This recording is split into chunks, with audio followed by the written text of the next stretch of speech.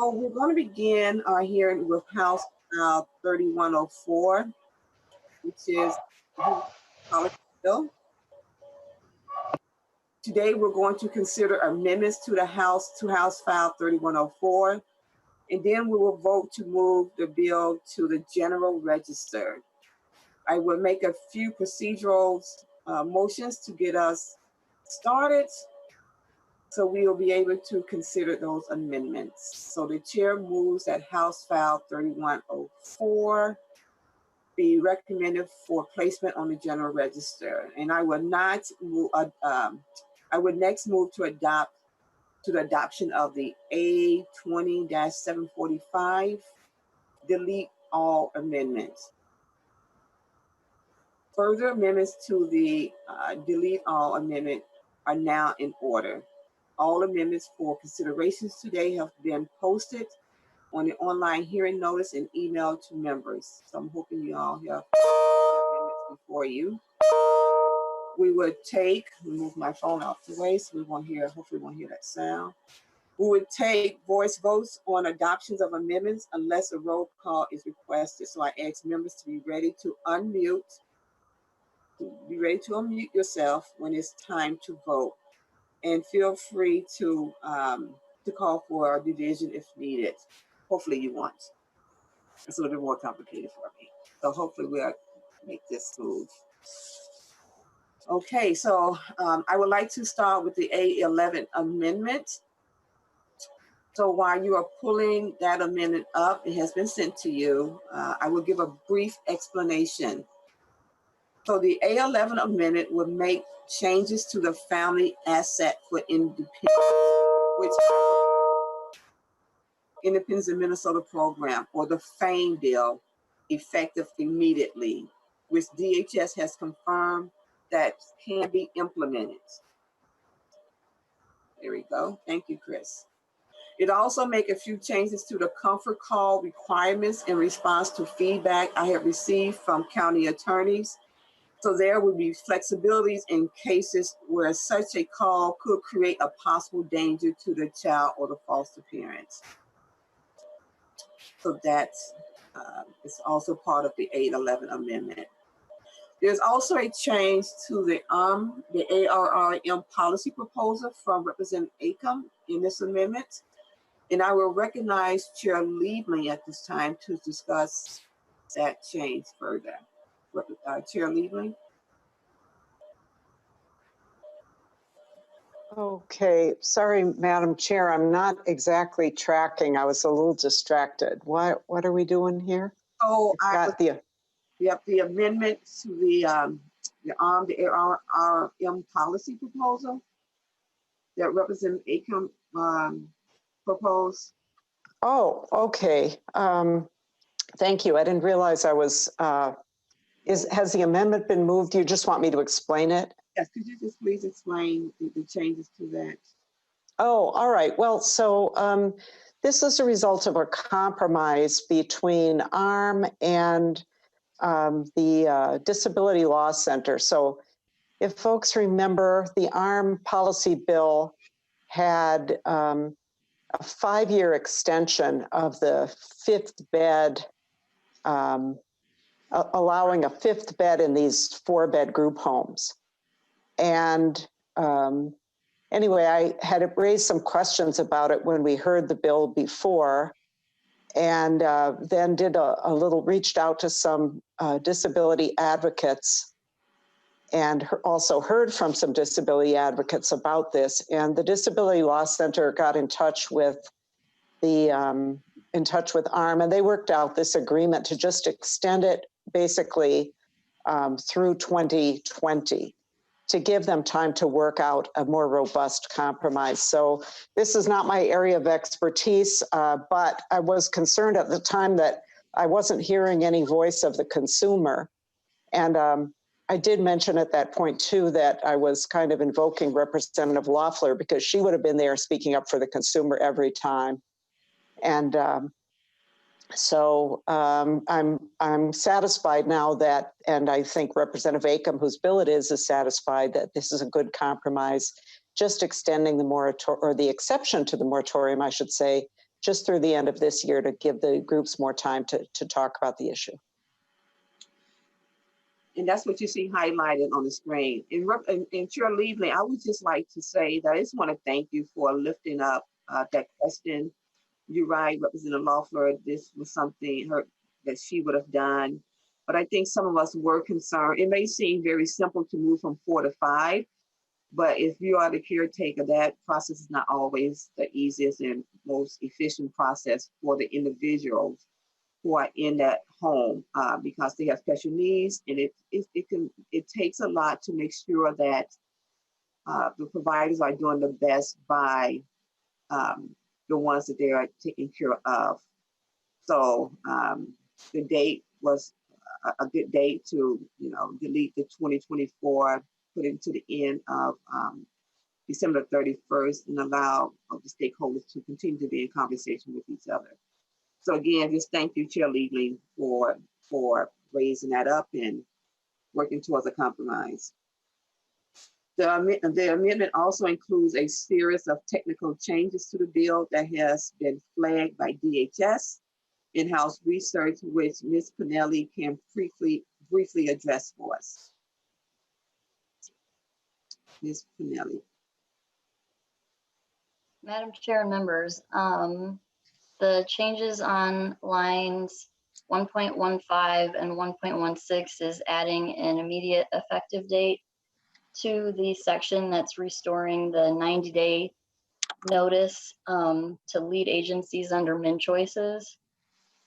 The change on line 1.17 was requested by DHS, and this is providing clarification around licensed professionals under the CD treatment chapter of statutes. The changes on lines 18 and 19 were also requested by DHS, and this modifies the qualified professional definition for purposes of the substance use disorder program. Lines 20 and 21 adds a special effective date to a section related to placement of foster children in qualified residential treatment. And this matches the effective date of several other sections related to the same topic. And the change on line 22 was requested by DHS, and this is just correcting a cross-reference. And then the change on page 2, line 1 was also requested by DHS, and this is just a conforming change is my understanding. Okay, thank you so much, Ms. Pinelli. Is there any discussion on the A11 amendment? Any questions?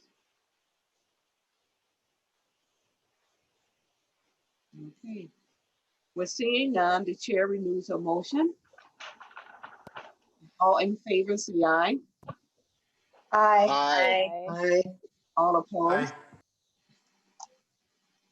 Motion prevails and the amendment is adopted. So there are several other amendments that we're going to walk through, including the A2, the A5, the A7, the 6-7, and the A9 and the A13 amendments. And so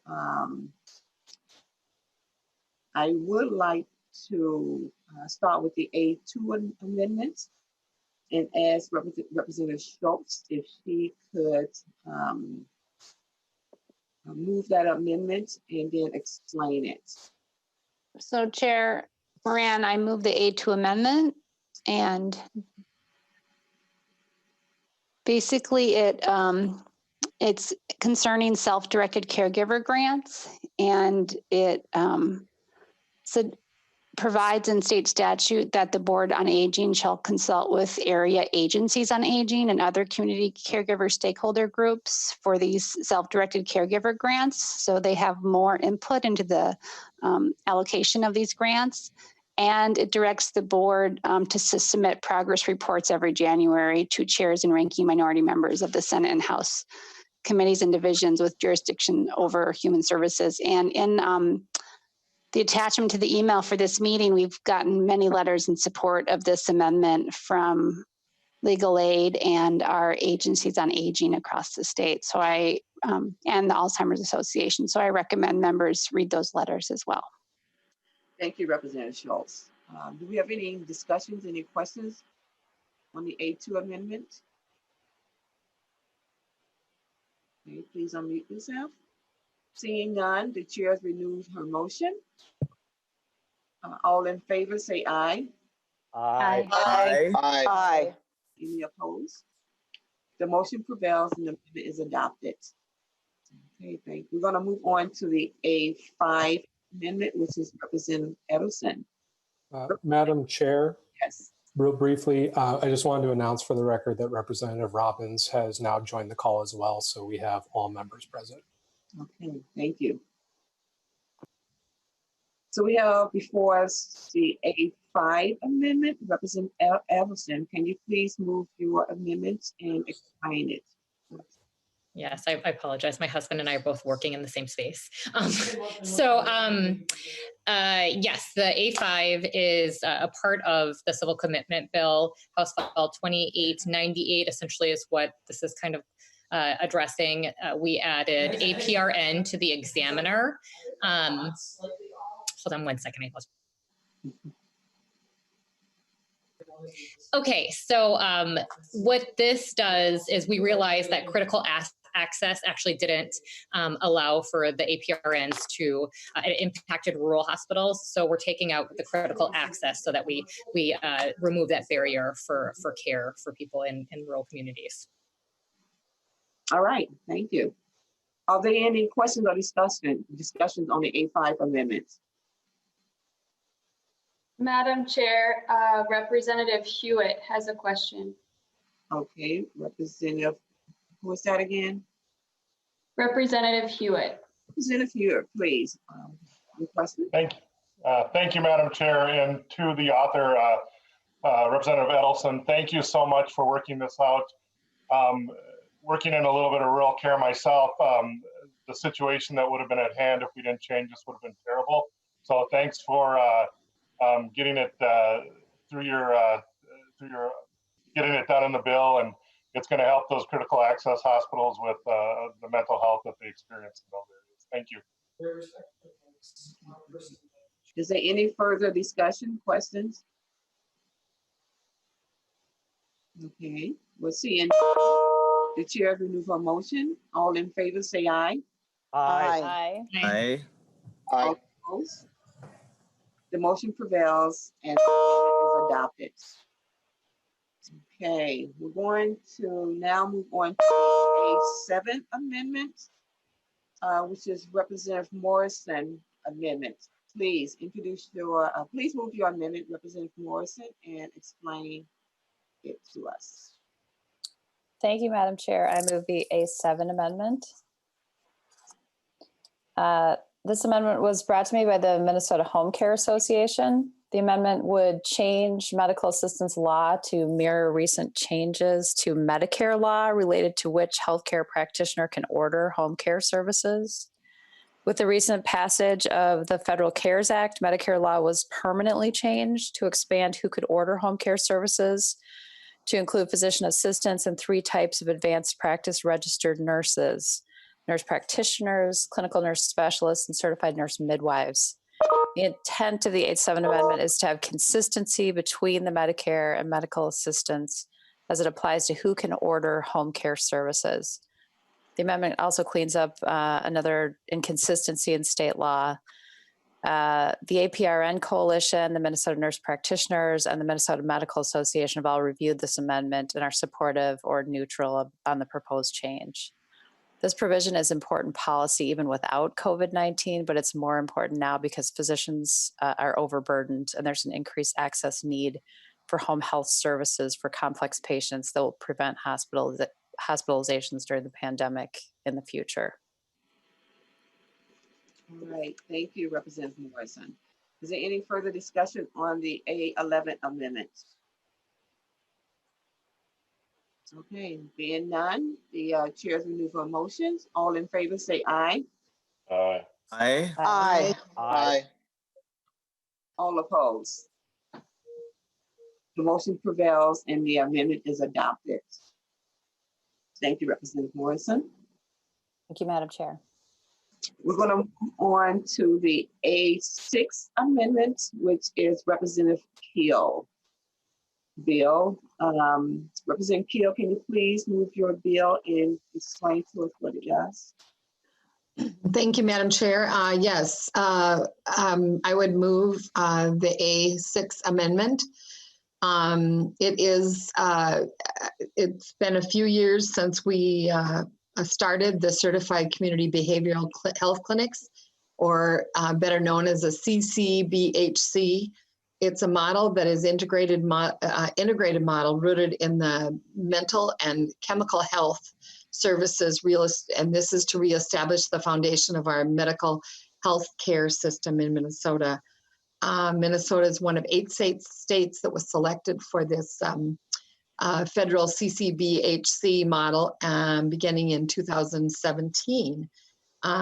There are now 8 of them in Minnesota, CCBHCs, with several more clinics who have applied for that state and federal expansion. So overall, this language cleans up and adds the ability for the state to seek some necessary federal authorizations to implement the statute changes we passed last year for this model. All right. Thank you, Representative Keel. Do we have any questions on the amendment? All right. I'm seeing none. All in favor, say aye. Aye. Aye. All opposed? The motion prevails and the amendment is adopted. Okay, we're moving along. We're going to move on to the A9 amendment, which is Representative Schumacher's amendment. Representative Schumacher, can you please move your amendment and explain the amendment to us, please? Thank you, Madam Chair. I'd like to move the A9 amendment. To that amendment, this was brought to me from the Minnesota Inter-County Association. This deals with the Yellow Line project that was started in 2016. And the Yellow Line project helps bring together the folks that do social services and mental health screenings with law enforcement. So when someone gets picked up, they're able to identify those who need treatment right away. And so when we sent the information to CMS on the program that's being done here, there were some suggestions that came back from CMS for our state plan amendment, and those included what we have in the amendment today, which expands the program to allow for providers to include licensed alcohol and drug counselors as well as recovery peers, as long as they're under the supervision of licensed alcohol and drug counselors, and allows for tribal organizations to provide for or contract for these services. And then the amendment also goes on to remove the state cost for that on the non-federal MA share portion. So that is the amendment. All right, well, thank you so much for that. Do we have any questions on the A9 amendment? Okay, hearing none. All in favor, say aye. Aye. Aye. All opposed? Motion prevails and the A9 amendment is adopted. Okay, we're going to move on to our A13 amendment, which is Representative Pinto amendment. Representative Pinto, can you please move your amendments and explain it to us? Thank you, Madam Chair. I do move the A13 amendment. And members, this amendment contains a variety of provisions that passed the Early Childhood Finance and Policy Division, which I chair. I should note that they all had, as far as I'm aware, unanimous and bipartisan support. I'll walk through the different components of what's contained in here. It's a little bit unusual because what we're doing with this is matching this entire bill, Chair Moran's bill, up with a bill that Senator Abler is carrying in the Senate. And in the area of early childhood, is not going to be, as far as I'm aware, a separate early childhood policy bill. And so I appreciate Chair Moran allowing these provisions to match up on our side to get an expeditious end to the session. So the particular components that are included in this, the first section in line 1.4 allows military childcare providers to receive the childcare assistance program. So these are families who currently, they're military families who currently are having to go to private sector providers, but it may be more convenient for them to receive care from a military Department of Defense provider. And this is something that would allow payment to go there. I want to confirm none of these provisions we're talking about today have any cost to them. Line 2.1, starting there, there are several provisions from the Family Child Care Task Force, chaired by Representative Wozlowick in the House, Senator Kiffmeyer in the Senate. One relates to allowing a variance application and a standard form for doing that. I do want to note that at this area, this is one provision that was not contained in the did not pass the early childhood, that the Department of Human Services provided some technical assistance, just a little bit of wording on this to make clear that the department is the one tasked with developing the form in consultation with the task force rather than the other way around. That's just some technical assistance, and that's the one piece that came after it passed through our committee. All the rest of this passed through. Line 3.1 is another Family Child Care Task Force provision allowing for the posting of child care variances and having that be posted in family child care homes. There's the the Baby's First Years program, and coming up on line 5.8. And maybe with the chair's permission, we could just, that's a provision that's a bill that was carried by Representative Bonner, who's on our committee, and she could maybe just explain that one since she is on the committee. Representative Bonner. Yes, thank you, Madam Chair. This bill is basically based around a study. The bill's chief doctor, Dr. Magnuson out of the University of Wisconsin, is part of the longest running poverty research centers in the country. And they're basically doing a research study in which they wanted to study the effects of a small amount of economic assistance to families and the ability that that might have on a child's development in their first formative years of life in terms of their brain development, physical, mental, and emotional. And essentially what this bill does is it allows them to receive that cash payment without impacting any other additional assistance payments that they may receive so that it will not count them as income. So they will not be penalized for participating in the study. Okay, thank you. Representative Pinto. Thank you, Madam Chair. And actually, maybe a slight correction to the bill's author there, just to confirm that actually that we already decided several years ago to have that exclusion in place. All that this language does is simply extends the study for a couple more years, which is necessary as the researchers are conducting the research. So you'll note lines 5.29 and 6.1, it's simply extending by a few years. We're making no changes otherwise in terms of excluding assets and various other things. That's already in current law. This is simply extending an existing research programming, allowing it to continue. And then starting on line 6.1, there's the same sort of thing for a program that's going in Dakota County called the Birth to 8 program, Birth to 8 pilot program. It's carried by Representative Richardson, and simply, again, allowing that program to continue. And then finally, line 7.5 are several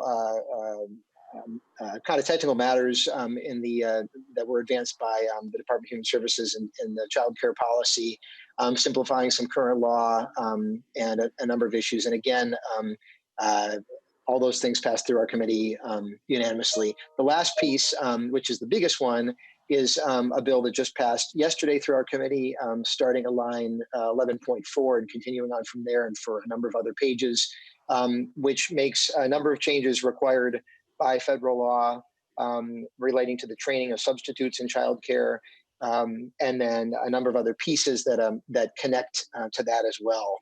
And I can walk through that as folks have questions, but we may have already taken plenty of time on this. So thank you, Madam Chair.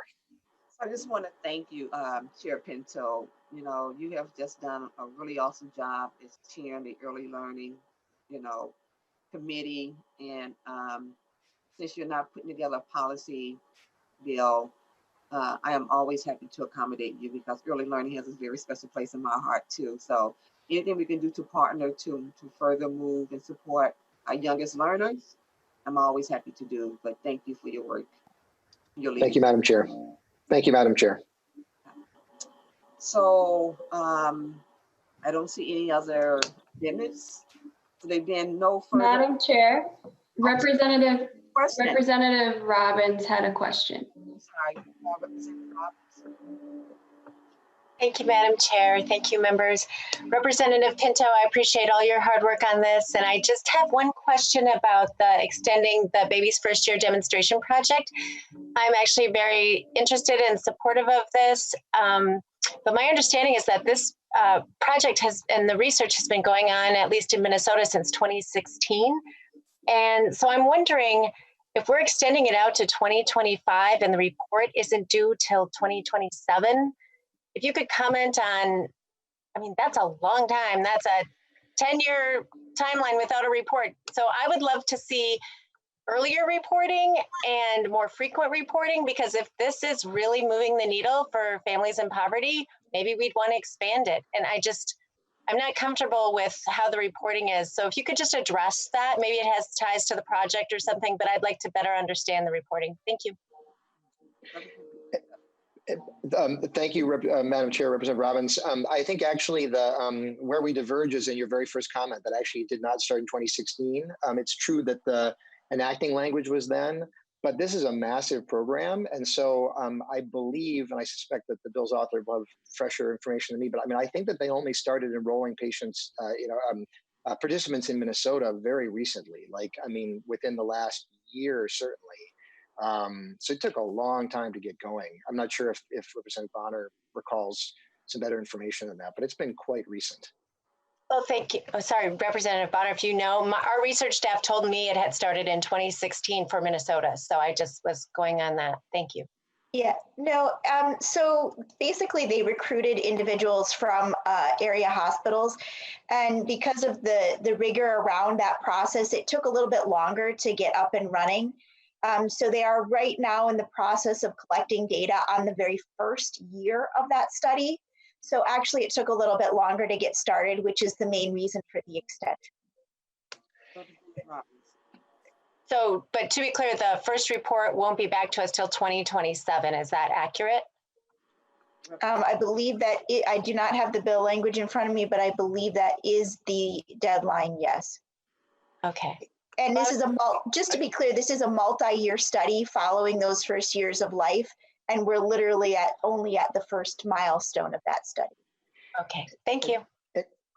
And Madam Chair, with your permission, if I could just note that we will be getting reports all the way along. This is simply the legislative report is sort of the very last thing, but I mean, information is being generated. But I'm on their website seeing that they completed recruitment in July of 2019, and I certainly know that, you know, it just took them. It's taken a really long time to get off the ground because they had to raise a lot of money actually, because it does involve handing over cash to people, and that just took a long time to do.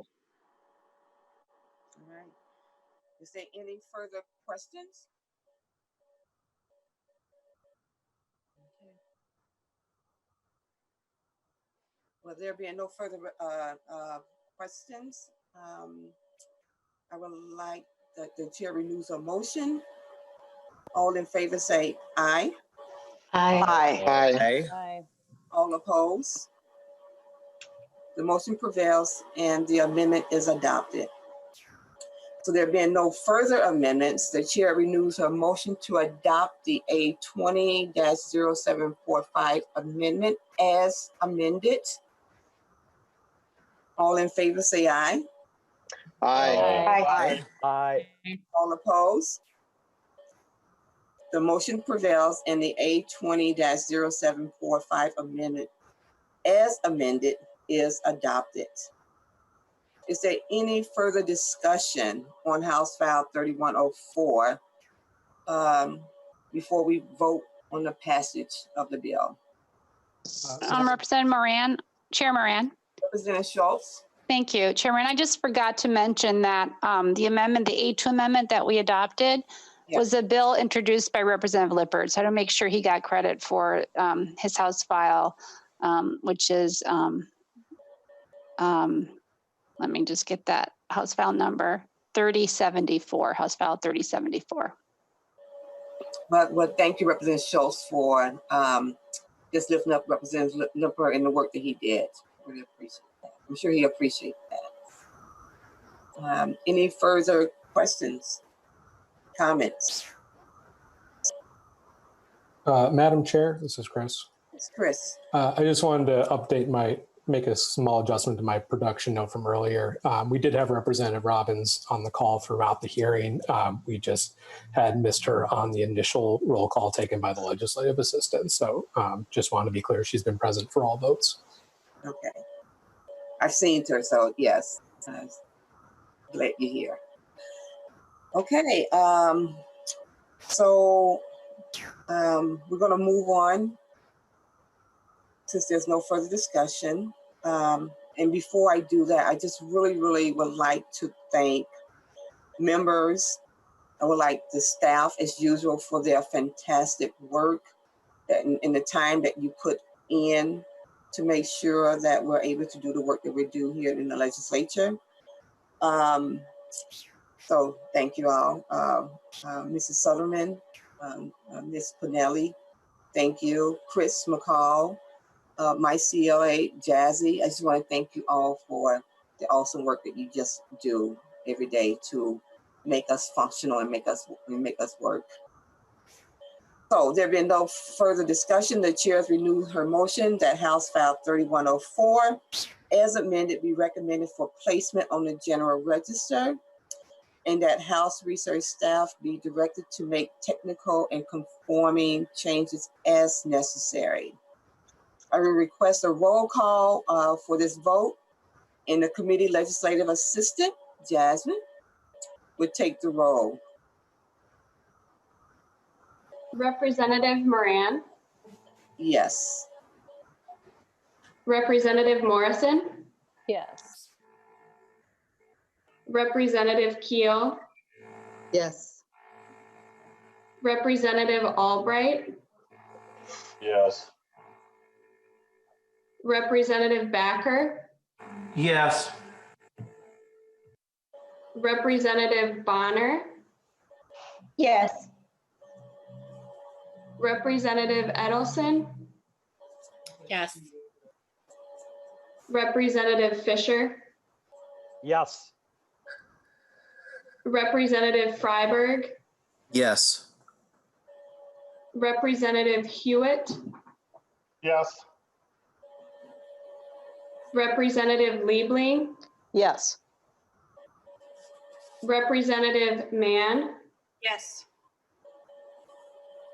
Representative New.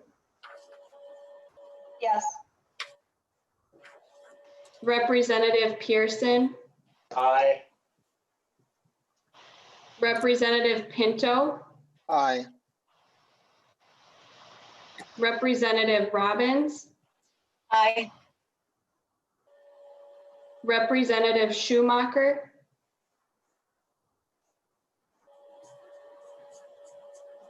Representative Schumacher.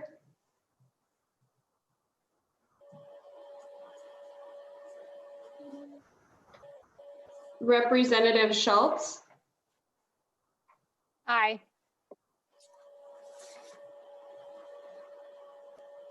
Oh, Representative Schumacher. Are you? I thought it was Right, here you go. Representative Schumacher.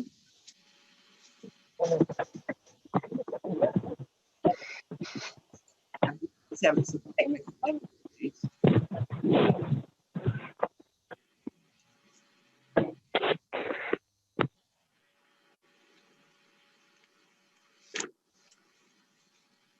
Okay, one more time, Representative Schumacher. Okay. Aye. Representative Schumacher. Thank you so much. Madam Chair, there are 18 ayes and 0 nays. Okay, great. So there have been 18 ayes and 0 nays. The motion prevails. House File 3104 as amended is recommended for placement on the General Register. The House research staff are instructed to make technical and conforming changes once again as necessary.